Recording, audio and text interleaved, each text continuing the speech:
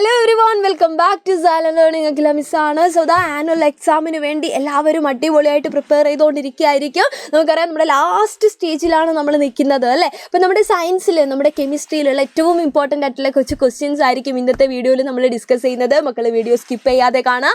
ആദ്യത്തെ ക്വസ്റ്റ്യൻ ഇതാണ്: why do we say that petroleum is A non renewable resource? അല്ലേ, പെട്രോളിയത്തിൻ്റെ കാര്യമാണ് ചോദിച്ചത്. എന്തുകൊണ്ടാണ് പെട്രോളിയം ഒരു നോൺ റിന്യൂവബിൾ റിസോഴ്സ് ആണെന്ന് നമ്മൾ പറയുന്നത്? നമുക്കറിയാം നാച്ചുറൽ റിസോഴ്സ് അല്ലേ, നമ്മൾ രണ്ടായിട്ട് തിരിച്ചിട്ടുണ്ട്, റിന്യൂവബിൾ ആൻഡ് നോൺ റിന്യൂവബിൾ. അപ്പോൾ നോൺ റിന്യൂവബിൾ എന്ന് പറഞ്ഞു കഴിഞ്ഞാൽ ആ പേരിൽ തന്നെ ഉണ്ട്. എന്താണ്, നമ്മൾ യൂസ് ചെയ്യുന്നതിനനുസരിച്ച് അത് എന്താവുന്നുണ്ട്, എക്സോസ്റ്റഡ് ആവുന്നുണ്ട് അല്ലേ. ലിമിറ്റഡ് ആയിട്ടുള്ള ആളാണ് ആര്, നമ്മുടെ നോൺ റിന്യൂവബിൾ റിസോഴ്സ് എന്ന് പറയുന്നത്. കാരണം നമ്മൾ വൺസ് അത് യൂസ് ചെയ്ത് കഴിഞ്ഞാൽ വീണ്ടും അത് ഫോം ചെയ്യുക എന്ന് പറയുന്നത് ഒരു ടാസ്ക് ആണ്. അതേസമയം റിന്യൂവബിൾ റിസോഴ്സ് എന്ന് പറഞ്ഞു കഴിഞ്ഞാൽ ഇപ്പോൾ ഫോർ എക്സാമ്പിൾ നമ്മുടെ സൺലൈറ്റ് ആലോചിക്കുക. നമ്മൾ എത്ര യൂസ് ചെയ്ത് കഴിഞ്ഞാലും അത് എക്സോസ്റ്റഡ് ആവുന്നില്ല അല്ലേ, അത് അൺലിമിറ്റഡ് ആണ്. നമുക്ക് വീണ്ടും വീണ്ടും വീണ്ടും അല്ലേ, എഗൈൻ ആൻഡ് എഗൈൻ നമുക്ക് എന്ത് ചെയ്യാം, അത് യൂസ് ചെയ്യാം. നമ്മുടെ അടുത്ത ജനറേഷൻ ഒന്നും അതൊരു വിഷയമായിട്ട് മാറുന്നില്ല അല്ലേ. അപ്പോൾ പെട്രോളിയത്തിൻ്റെ എന്തുകൊണ്ടാണ് നമ്മളിങ്ങനെ ഒരു നോൺ റിന്യൂവബിൾ റിസോഴ്സ് ആയിട്ട് കൺസിഡർ ചെയ്യുന്നത്? ബിക്കോസ് അതിൻ്റെ ഫോർമേഷനാണ് നമ്മൾ ആലോചിക്കേണ്ടത്.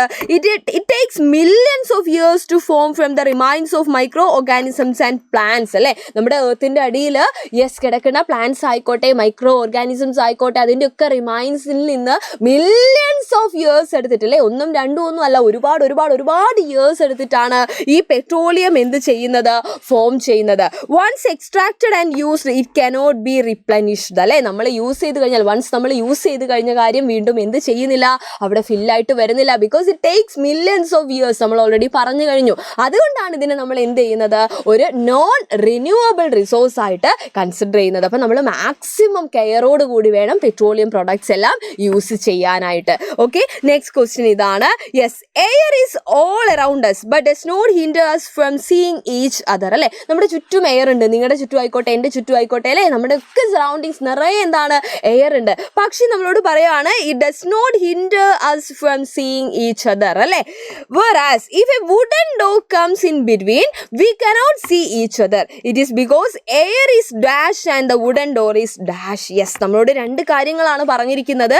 എയർ നമ്മൾ നേരത്തെ പറഞ്ഞതുപോലെ നമ്മൾ ആരെയും നമുക്ക് പരസ്പരം കാണുന്നതിനൊന്നും ഒരു ബുദ്ധിമുട്ടും ഇല്ല അല്ലേ. പക്ഷേ നേരെ മറിച്ച് എയറിൻ്റെ സ്ഥാനത്ത് ഒരു വുഡൻ ഡോർ ആണെങ്കിൽ നമുക്ക് എന്ത് ചെയ്യാൻ പറ്റുന്നില്ല, നമുക്ക് പരസ്പരം അല്ലെ ഇൻ ബിറ്റ്വീൻ ഒരു വുഡൻ ഡോർ വന്നു കഴിഞ്ഞാൽ നമുക്ക് കാണാൻ പറ്റുന്നില്ല. അതിൻ്റെ റീസൺ എന്ന് പറയുന്നത് എയറും വുഡൻ ഡോറും എന്ത് ആയതുകൊണ്ടാണ് അല്ലേ, അതിൻ്റെ പ്രൊപ്പർട്ടിയാണ് നമ്മളെടുത്ത് ചോദിച്ചത്.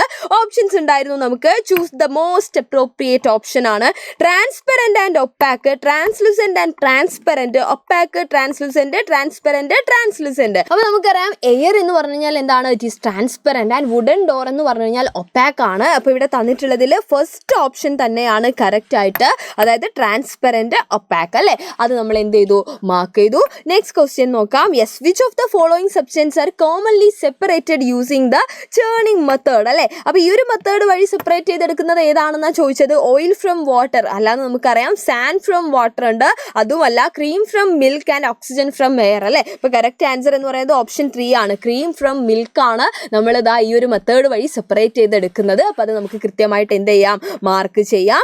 അടുത്ത ക്വസ്റ്റ്യനിലേക്ക് പോകാം നമുക്ക്. അടുത്ത next, yes, unscramble the letters അല്ലേ and match them with their properties. Yes, നമുക്ക് നോക്കാം. ദ കോളം 1 കോളം 2 എന്ന് പറഞ്ഞിട്ട് 2 കോളംസ് തന്നിട്ടുണ്ട്. അതിൽ നിങ്ങൾ നോക്കുക, ആദ്യം തന്നെ കോളം 1 പറഞ്ഞിരിക്കുന്നത് എന്താണ്, യെസ്, അത് നമ്മളൊന്ന് റീഅറേഞ്ച് ചെയ്യണം അല്ലേ. കാരണം അവിടെയുള്ളത് ആ വേർഡ്സ് ഒക്കെ എന്താണ്, യെസ്, ഓർഡറൊക്കെ തെറ്റിയിട്ടാണ്, സ്പെല്ലിംഗ് ഒക്കെ ഇങ്ങോട്ടും ഇങ്ങോട്ടും ഒക്കെ ആയിട്ടാണുള്ളത്. അത് നമ്മൾ എന്ത് ചെയ്യണം, ഒന്ന് റീഅറേഞ്ച് ചെയ്യണം. ആദ്യത്തെ നമ്മുടെ ടാസ്ക് അതാണ്.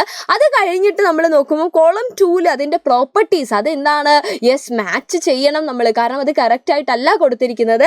അപ്പോൾ ആദ്യം കോളം 1 റെഡിയാക്കുക, അത് കഴിഞ്ഞിട്ട് കോളം 2 നമ്മൾ അതിനെ മാച്ച് ചെയ്യണം. അപ്പോൾ കോളം 1 പോകുന്ന സമയത്ത് ഓരോന്നും വായിക്കുമ്പോൾ നമുക്കറിയാം, നമ്മൾ ഈ ഒരു ചാപ്റ്ററിൽ പഠിച്ചിട്ടുള്ള ഓരോ വേർഡ്സും അവിടെ കടന്നു വരുന്നുണ്ട്. ഇപ്പോൾ ഇതാണെങ്കിൽ യെസ് മാറ്റർ ആണ്, നമ്മുടെ സോല്യുബിൾ ആണ്, ട്രാൻസ്പെറൻറ്റ് ആണ്, ലെസ്റ്റർ ആണ് അല്ലേ. കൃത്യമായിട്ട് നമുക്ക് നോക്കാം. അത് കഴിഞ്ഞിട്ട് അതിന് ഓരോന്നിനെയും നമ്മൾ എന്ത് ചെയ്യുന്നു, മാച്ച് ചെയ്തതാ കോളം ഒക്കെ റീഅറേഞ്ച് ചെയ്ത് നമ്മൾ എന്ത് ചെയ്യാണ്, സെറ്റാക്കാണ് ചെയ്തത്. അപ്പോൾ നോക്കാം നമുക്ക്. മാറ്റർ എന്ന് പറയുന്ന സമയത്ത് അതിൻ്റെ പ്രോപ്പർട്ടി എന്താണ്, occupy space and has mass അല്ലേ. സോല്യുബിൾ എന്ന് പറയുന്ന സമയത്ത് mix completely in water. Transparent എന്ന് പറയുന്നത് objects can be seen through it അല്ലേ, ക്ലിയർ ആയിട്ട് നമുക്ക് കാണാൻ പറ്റുന്നുണ്ട്. ലെസ്റ്റർ എന്ന് പറയുന്നത് എന്താണ്, യെസ്, ആ ഒരു പ്രോപ്പർട്ടി എന്ന് പറയുന്നത് ഷൈനി സർഫസ് ആണ്.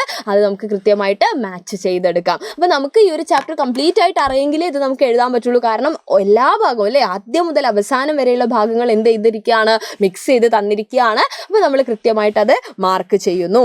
അടുത്ത ക്വസ്റ്റ്യൻ നോക്കാം. The property of material to be compressed easily is dash. Yes, ഒരു മെറ്റീരിയൽ നമുക്ക് ഈസി ആയിട്ട് കംപ്രസ് ചെയ്യാൻ പറ്റുന്നുണ്ടെങ്കിൽ അതിൻ്റെ പ്രോപ്പർട്ടി എന്ന് പറയുന്നത് softness, hardness, lustre, all of the above. അപ്പോൾ നമുക്ക് കൃത്യമായിട്ട് അറിയാം അല്ലേ, നമുക്ക് കംപ്രസ് ചെയ്യാൻ പറ്റുന്നത് ആ മെറ്റീരിയൽ എന്തായതുകൊണ്ടാണ്, സോഫ്റ്റ് ആയതുകൊണ്ടല്ലേ. ഹാർഡ് ആണെങ്കിൽ നമുക്ക് അങ്ങനെ കംപ്രസ് ചെയ്യാൻ പറ്റുമോ, ഇല്ല. അപ്പോൾ ഇവിടുത്തെ പ്രോപ്പർട്ടി എന്ന് പറയുന്നത് ഓപ്ഷൻ എ അല്ലേ, സോഫ്റ്റ്നെസ് ആണ്.